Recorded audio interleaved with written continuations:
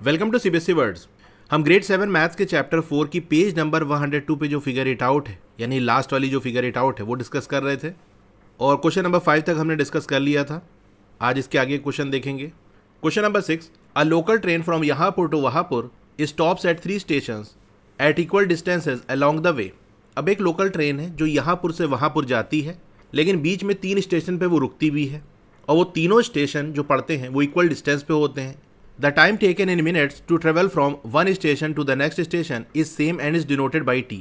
तो स्टेशन के बीच की जो डिस्टेंस है वो इक्वल है। इसी तरह से एक स्टेशन से उसके नेक्स्ट वाले स्टेशन में जाने में जो टाइम लगेगा वो भी सेम है और उसको यहाँ पर लेटर नंबर t से डिनोट किया जा रहा है। The train stops for 2 minutes at each of the 3 station. अब तीनों स्टेशन पे वो 2-2 मिनट रुकती भी है। ए वाले में आपसे पूछ रहा है if t = 4 what is the time taken to travel from Yahapur to Wahapur. T की वैल्यू अगर आपको दे दी कि टी आपका जो है वो 4 है, तो यहापुर से वहापुर जाने में कितना टाइम लगेगा। बी वाले में आपको इसी का अलजेब्रिक एक्सप्रेशन बनाना है कि टाइम कितना लगेगा यहापुर से वहापुर जाने में। अब एक हिंट आपको दिया है, draw a rough diagram to visualise the situation. अब सिचुएशन को समझने के लिए आप एक रफ सा डायग्राम बना लो। तो चलो करते हैं इसको। तो सिचुएशन कुछ इस तरह से है कि ये है यहापुर, इसके बाद आता है स्टेशन नंबर 1, फिर उतनी ही डिस्टेंस पे, यानी ये जितनी डिस्टेंस है उतनी ही डिस्टेंस पे स्टेशन नंबर 2 आता है, फिर इक्वल डिस्टेंस पे स्टेशन नंबर 3 आता है, उसके बाद आता है वहापुर। तो ट्रेन यहापुर से वहापुर जा रही है। हमसे टाइम की बात कर रहा है, डिस्टेंस की तो बात नहीं कर रहा है, तो हम टाइम का ही देखेंगे। तो कह रहा है एक स्टेशन से नेक्स्ट स्टेशन जाने में सेम टाइम लग रहा है। अब देखो यहापुर भी एक तरह के स्टेशन ही है। ट्रेन कहाँ से चलती है? स्टेशन से ही ना। स्टेशन पर ही तो जाके बैठते हो कि बीच में ऐसे चढ़ जाते हो। तो यहापुर से फर्स्ट स्टेशन जाने में कितना टाइम लगेगा ये देखो दिया हुआ है कि टी टाइम लग रहा है। इसी तरह से फर्स्ट स्टेशन और सेकंड स्टेशन जो बीच वाले हैं उसमें भी वही टाइम लगेगा, सेम टाइम हमसे कह रहा है। सेकंड से थर्ड जाने में भी टी टाइम लगेगा, थर्ड से वहापुर जाने में भी टी टाइम लगेगा। एक बात तो ये हो गई। और कहाँ टाइम लग रहा है? कह रहा तीनों जो स्टेशन है, यानी बीच वाले जो 3 स्टेशन है, वहाँ 2 मिनट ट्रेन रुक भी रही है, तो 2 मिनट यहाँ लग जाएगा, 2 मिनट यहाँ लग जाएगा, 2 मिनट यहाँ लग जाएगा। तो यहापुर से वहापुर जाने में टोटल टाइम कितना लगेगा? अब ए वाले में आपको टी की वैल्यू 4 दे दी है। ऐसे हमारे पास 4 टी है, तो 4 multiply by T, that is 4 multiply by 4 आ जाएगा 16 मिनट। तो ट्रेवल वाला टाइम हो गया। फिर बीच में जो स्टॉप वाला है 2 2 2 यानी 2 3 6 मिनट और जोड़ लो तो आ जाएगा टोटल 22 मिनट्स। तो इसका आंसर आप ऐसे दे देना, जो ट्रेवल टाइम है यानी ट्रेन जो चल रही है उसमें जो टाइम लग रहा है एक स्टेशन से दूसरे स्टेशन जाने में टी टाइम लग रहा है, टी की वैल्यू 4 दी है, ऐसे 4 बार ट्रेवल होगा तो आ गया 16 मिनट। स्टॉपिंग टाइम कितने टाइम के लिए रुक रही है? बीच के 3 स्टेशन में 2 मिनट रुक रही है, ऐसे 3 स्टेशन पड़े तो 6 मिनट ये हो गया। टोटल टाइम क्या हो जाएगा? 16 + 6 दैट इज 22 मिनट्स। अब बी वाले में आपको अलजेब्रिक एक्सप्रेशन बनाना था, तो यहीं से बना सकते हैं जो डायग्राम हमने बनाया था कि ट्रेवल टाइम कितना है, हर स्टेशन के बीच में टी टाइम लग रहा है, ऐसे 4 बार ट्रेवल होगा तो 4t हो गया। और स्टॉप टाइम कितना है?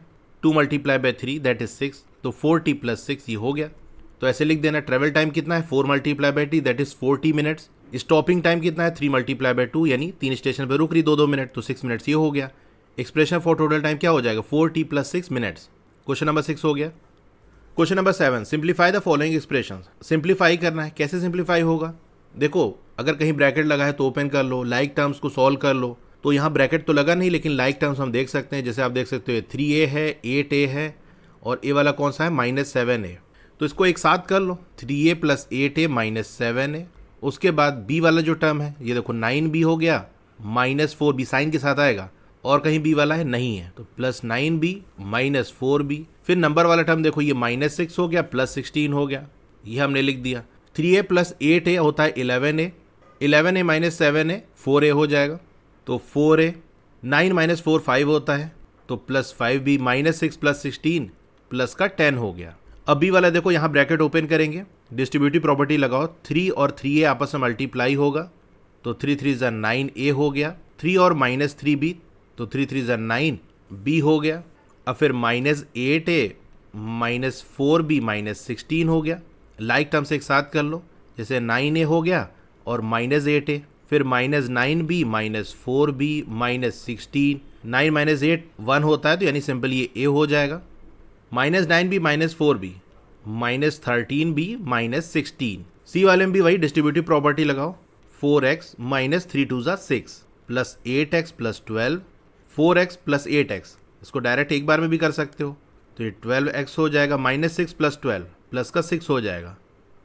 अब डी वाला देखो, 8x तो वैसे ही रहेगा। यहाँ ब्रैकेट के अंदर कुछ लिखा है, बाहर ब्रैकेट के माइनस का साइन है। आप जानते हो कि अगर ब्रैकेट के बाहर माइनस का साइन है तो ब्रैकेट के अंदर वाले टर्म्स का साइन चेंज हो जाएगा। 2x का ये -2x हो जाएगा और -3 का ये +3 हो जाएगा, प्लस का 12।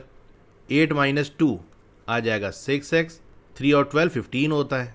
ई वाला भी इसी तरह से कर लेना, 8h और -7h। 8 - 7 होता है 1, दैट इज h, -5 + 9 प्लस का 4। f वाला देखो, यहाँ डिस्ट्रीब्यूटिव प्रॉपर्टी लगाओ, 4 6 = 24m, 4 3 = 12, यानी -12n -8n। अब लाइक टर्म्स को एक साथ कर सकते हो या डायरेक्ट सॉल्व कर लो। देखो नंबर वाला टर्म कौन सा है, ये 23 है और -18 है, तो ये आ जाएगा 5, 24m -3m, तो प्लस का 21m, -12 -8 तो -20n होता है।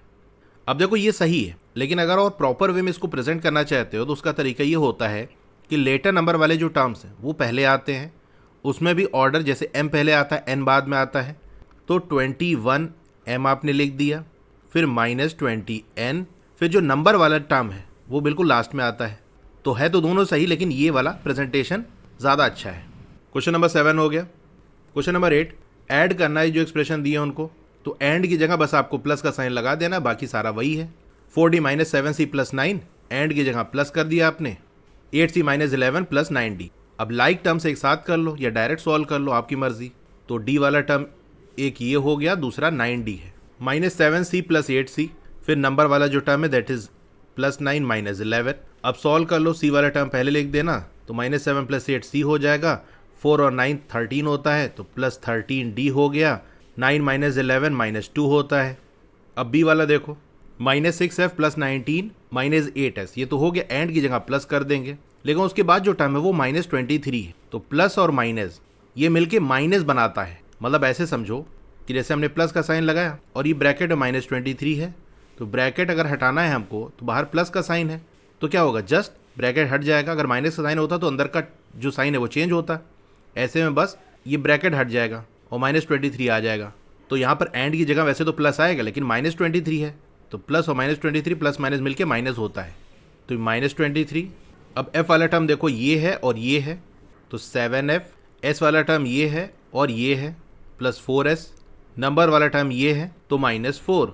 अब c वाला देखो, पहला वाला तो वैसे ही रहेगा, प्लस का साइन, 16c, यहाँ ब्रैकेट है, ब्रैकेट के बाहर माइनस का साइन है, अंदर का जो है वो सब साइन चेंज हो जाएगा, दैट इज -11 हो जाएगा, -9d हो जाएगा। सॉल्व करोगे तो 2c - d -2 आ जाएगा। d वाला सॉल्व करोगे तो -7f -4s +3 आ जाएगा। अब e वाला इसी तरह से कर लेना, एंड की जगह प्लस लगा लो, लाइक टर्म एक साथ कर लो, तो 13m - 13m ये 0 हो जाएगा, -12n + 12n ये भी 0 हो जाएगा, तो आंसर आपका 0 आ जाएगा। f वाला भी ठीक इसी तरह से अगर आप ध्यान दो तो यहाँ -26m है, यहाँ पर 26m है, यहाँ पर प्लस का 24n है, यहाँ माइनस का 24n है, तो इस तरह से f वाले का आंसर लिख देना। Question number 9, subtract the expressions given below. यहाँ पर आपको सब्सट्रैक्ट करना है। देखो एडिशन में कोई दिक्कत नहीं, ऑर्डर मैटर नहीं करता, a + b करो या फिर b + a करो, कौन सा नंबर पहले कौन सा बाद फर्क नहीं पड़ता, लेकिन सब्सट्रैक्शन में पड़ेगा।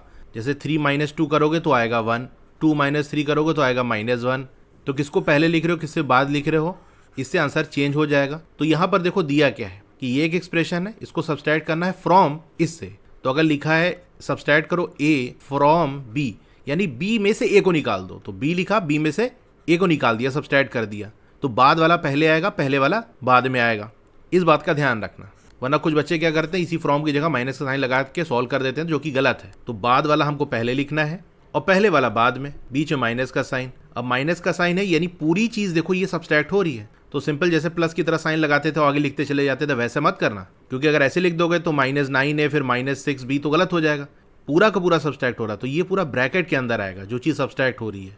अब फिर नेक्स्ट स्टेप में हम ब्रैकेट को हटाएंगे, यानी बाद वाला नंबर हम पहले लिखेंगे, माइनस का साइन, फिर ब्रैकेट के अंदर पहला वाला नंबर, ये करना है। अब माइनस का साइन हटाओ तो क्या होगा, ब्रैकेट के अंदर वाले टर्म का साइन चेंज हो जाएगा, 9a का -9a हो जाएगा, -6b का +6b हो जाएगा और +14 का -14 हो जाएगा। अब लाइक टर्म्स एक साथ देख लो, 6a और -9a, तो ये -3a हो जाएगा, प्लस का 9b और प्लस का 6b, तो 9 6 15 हो जाएगा, प्लस का 15b, -18 और -14 तो माइनस का 32 हो जाएगा। अब इसमें एक स्टेप और बीच में करके दिखा सकते हो जहां लाइक टर्म्स एक साथ हो और फिर सॉल्व करो। आपकी मर्जी, मतलब जितना आप अच्छे से कर पा रहे हो। अगर आपसे मिस्टेक हो जा रही है तो मैं यही रिकमेंड करूंगा कि पहले लाइक टर्म्स को एक साथ लिख लो फिर सॉल्व करना। लेकिन आप इस तरह डायरेक्ट कर पा रहे हो तो बहुत अच्छी बात है, टाइम बच जाएगा आपका। तो बाद वाले नंबर को लिखा माइनस ब्रैकेट के अंदर पहला वाला नंबर, ब्रैकेट हटाएंगे तो -15 का प्लस 15x हो जाएगा, -13 प्लस 9y, 7y और 9y 16y, 3x और 15x 18x, -10 और -13 -23। बी वाला पार्ट हो गया। सी वाले का आंसर आएगा -27g प्लस 10h प्लस 2। अब डी वाला देखो, 6 से यहाँ पर जो ब्रैकेट पहले ओपन कर लो तो -9b -18 हो गया। अब फिर माइनस का साइन पहला वाला नंबर ब्रैकेट के अंदर, तो डी वाले का आंसर आएगा -3a -3b -32। ई वाले का आंसर आएगा -13x -13y प्लस 6। एफ वाले का आंसर आएगा -16g plus 3h plus 30। Question number 9 हो गया। Question number 10, describe situations corresponding to the following algebraic expressions. तो यहाँ पर आपको अल्जेब्रिक एक्सप्रेशन दिया हुआ है, सिचुएशन बतानी है, यानी किस सिचुएशन का एक्सप्रेशन ये बनेगा। तो सिचुएशन कोई भी हो सकती है। जैसे एक एग्जाम्पल हम ले लेते हैं, सुमित ने x पेंसिल्स बाई की और y इरेजर्स बाई किए। पर पेंसिल का जो प्राइस है, यानी एक पेंसिल का प्राइस 8 है, मतलब 8 रुपीज़ है, पीछे रुपीज़ लगा सकते हो। इसी तरह से प्राइस पर इरेजर है ₹3। What is the total amount he has to give it to the shopkeeper. तो कितना टोटल अमाउंट देना पड़ेगा शॉपकीपर को। देखो, एक पेंसिल का जो प्राइस है वो 8 रुपीज़ है, ऐसे x पेंसिल उसने बाई की। इसी तरह से एक इरेजर का जो प्राइस है वो 3 है, ऐसे y इरेजर्स उसने बाई की हैं तो 3y हो जाएगा। टोटल की बात कर ले तो ऐड कर लो, मतलब इस अलजेब्रिक एक्सप्रेशन का ये सिचुएशन बनेगी। इसी तरह बी वाला देख लो, 15x - 2x। तो सिचुएशन ऐसी हो सकती है, what will be the remaining amount. कितना रिमेनिंग अमाउंट होगा, कितना अमाउंट बचेगा। अगर स्टार्ट कर रहे हैं 15 बैग से, नहीं हमारे पास 15 बैग है, each containing x item. 15 bag है, हर एक बैग में x आइटम है तो 15x हो गया। अगर 2 बैग हटा देंगे तो क्या होगा, आइटम के हिसाब से अगर बात करें तो 2 बैग है, हर बैग में x आइटम्स है तो टोटल 2x आइटम इसमें से रिमूव हो जाएगा। तो रिमूव करने के लिए माइनस करेंगे। तो क्वेश्चन नंबर 10 हो गया। आगे क्वेश्चन हम नेक्स्ट वीडियो में डिस्कस करेंगे। आपको वीडियो कैसी लगी कमेंट करके ज़रूर बताइए, अच्छी लगी हो तो लाइक करिए, और अगर अभी तक आपने चैनल को सब्सक्राइब नहीं किया है तो ज़रूर से सब्सक्राइब कर लो। उसके बगल में एक बेल का आइकन होगा, उसको ज़रूर से दबा देना, फिर ऑल पे क्लिक कर देना। तो इससे ये होगा कि जब भी नई वीडियो आएगी आपको मैसेज आ जाएगा। मिलते हैं फिर नेक्स्ट वीडियो में। Thank you.